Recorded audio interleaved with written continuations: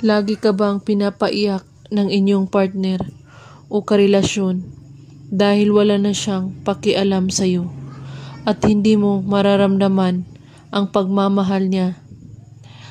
Gawin mo ito upang iiyakan ka ng inyong karelasyon. Gawin ninyo ito, napakasobrang epektibo po ito. Hindi siya makakawalan at hindi niya kaya na mawawala ka sa kanya. At talagang iiyak siya kapag ginawa mo ito.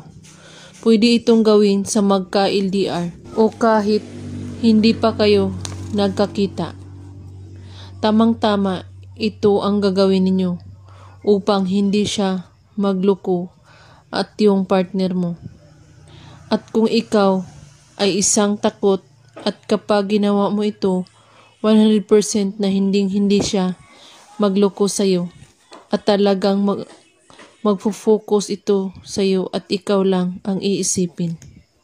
Kailangan kapag ginawa ito ay siya lang ang iisipin mo at kailangan buo ang inyong paniniwala, walang ibang iniisip at pagdududa.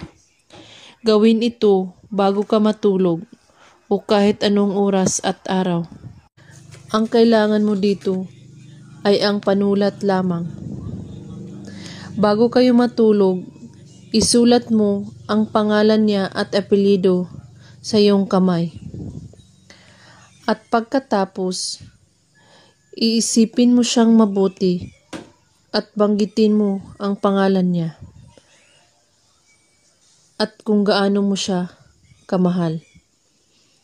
At halikan mo ang iyong palad at sabihin mo ang mga salitang ito.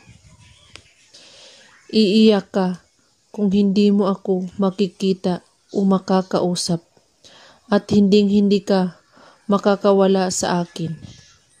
3 beses mo ito ulit-ulitin.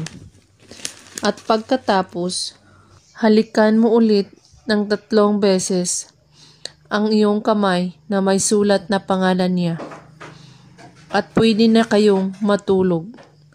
Gawin lang ito bago kayo matulog sa gabi, kahit anong oras at araw. At kung may katanungan po kayo, ay magko-comment lang po sa baba. Maraming salamat sa panonood. May God bless us all.